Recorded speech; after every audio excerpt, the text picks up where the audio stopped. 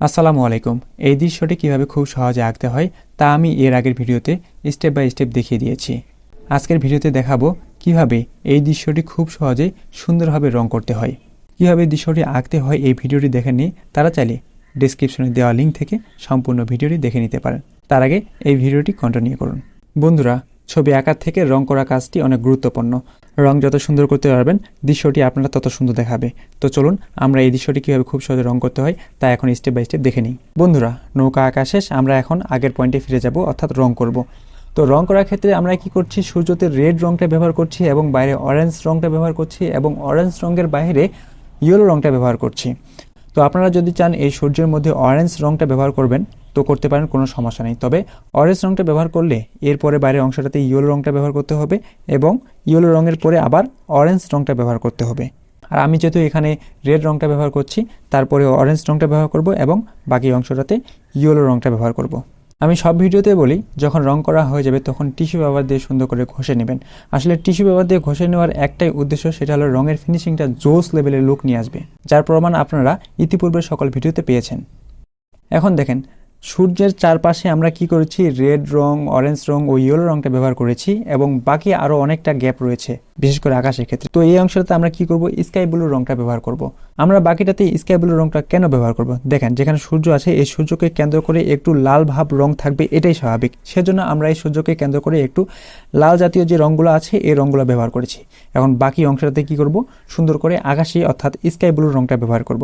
তো sky blue রংটা ব্যবহার করার ক্ষেত্রে সিস্টেম বা নিয়মটা হলো যে উপরের অংশটাতে আমরা একটু ডিপভাবে ব্যবহার করব এবং নিচে হালকা করে রংটা ব্যবহার করব, তাহলে কিন্তু দেখতে সুন্দর লাগবে। তো একই প্রসেসে যখন আমাদের স্কাই ব্লু রংটা করা হয়ে যাবে, কি করব, সুন্দর করে আমরা টিস্যু পেপার দিয়ে ঘষে দেব। টিস্যু পেপার দিয়ে ঘষে দিলে দেখবেন just looking like of wow. আসলে রং করার পরে টিস্যু পেপার দিয়ে ঘষে দিলে জোস লেভেলে একটা লুক নিয়ে চলে আসে। তো বন্ধুরা, এরপরে আমরা কি করব, গাছ রং করব। তো গাছ রং করার ক্ষেত্রে আমরা কি করব, প্রথমে আমরা গ্রিন রংটা ব্যবহার করব। উপরে একটু করে গ্যাপ রাখে দেব, কারণ ওই অংশগুলোতে আমরা ইয়েলো গ্রিন রংটা ব্যবহার করব। গাছের যে কাণ্ডটা আছে এই কাণ্ডের মধ্যে আমরা ব্রাউন রংটা ব্যবহার করব। এভাবে রং করা হয়ে গেলে আমরা কি করব, সুন্দর করে টিস্যু পেপার দিয়ে ঘষে দিব। টিস্যু পেপার দিয়ে ঘষে দিলে গাছের ফিনিশিংটা সুন্দর আসবে। তারপরে কি করব, যে গাছের নিচের অংশগুলো আছে পাতাগুলো, এই পাতাগুলোতে আমরা কি করব, ব্লু রংটা ব্যবহার করব। ব্লু রংটা একটু করে ব্যবহার করে সুন্দর করে টিস্যু দিয়ে ঘষে দিব, দেখবেন খুব সুন্দর লাগতেছে। এরপরে আমরা কলা পাতা বা কলা গাছ রং করব। কলা পাতা বা কলা গাছ রং করার ক্ষেত্রে আমরা এখানে কি করছি, গ্রিন রংটা ব্যবহার করছি। বন্ধুরা, এরপরে স্টেপে আমরা কি করব, ঘর রং করব। ঘর রং করা কিন্তু অনেক গুরুত্বপূর্ণ একটা কাজ।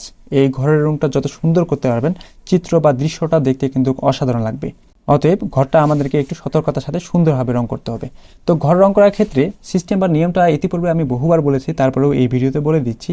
এই ঘরের যে চালা আছে এই চালার উপরের অর্ধেক অংশ আমরা কি করছি, ইয়েলো রংটা ব্যবহার করছি এবং নিচে একটু করে গ্যাপ রাখছি, কারণ এই অংশটাতে আমরা অরেঞ্জ রংটা ব্যবহার করব। কারণ উপরে ইয়েলো এবং নিচে অরেঞ্জ রংটা করার পরে যখন টিস্যু দিয়ে ঘষে দিব, দেখবেন খুব সুন্দর একটি লুক আসছে, অর্থাৎ ঘরের রংটা জোস লেভেলে একটা লুক নিয়ে আসবে।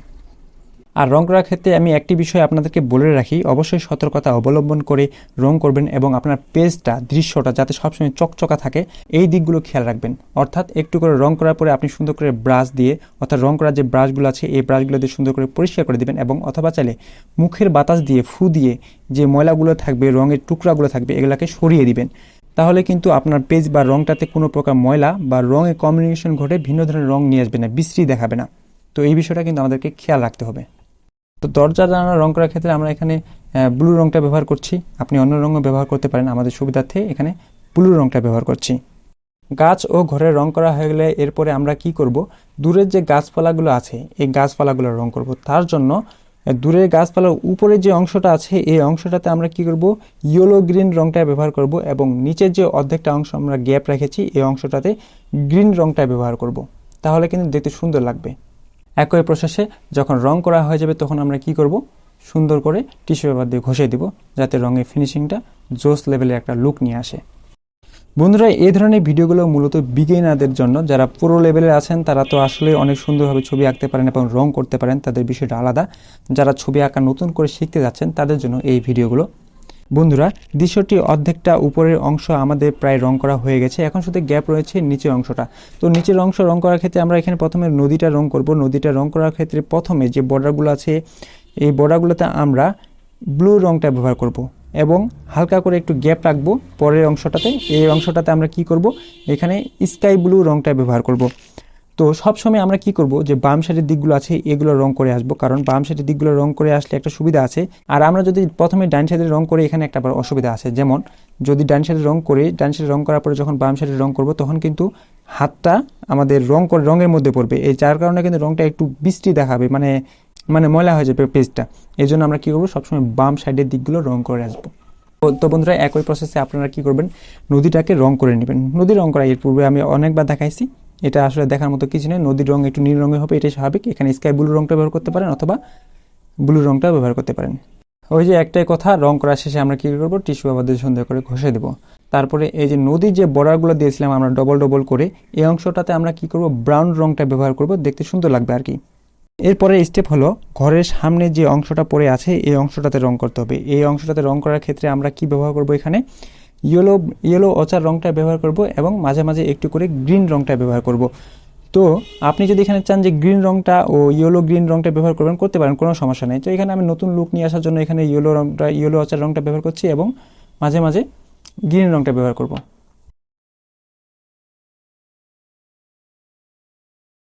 তো বন্ধুরা দেখেন, রঙের কমিউনিকেশন ঘটার পরে এবং টিস্যু পেপার দিয়ে ঘষে দেওয়ার পরে কত সুন্দর একটা লুক নিয়ে আসছে। অর্থাৎ রং করার পরে আপনি যখনই টিস্যু পেপার দিয়ে ঘষে দিবেন, এক কথায় অসাধারণ একটা লুক নিয়ে চলে আসবে অটোমেটিকলি। তো সবসময় একটা কথা বলবো, রং করার শুরুতে শেষে সবসময় সবসময় আমাদেরকে কী করতে হবে, পেজটাকে চকচক রাখতে হবে। এজন্য যদি কোনো প্রকার ময়লা টলা জমে থাকে, এগুলো সুন্দর করে বাতাস দিয়ে অথবা ব্রাশ দিয়ে এগুলো দিয়ে পরিষ্কার করে নেবেন সবসময়, তাহলে কিন্তু পেজটা সবসময় ঝকঝকা থাকবে। তো বন্ধুরা, এই ভিডিওটি এখানে শেষ হচ্ছে।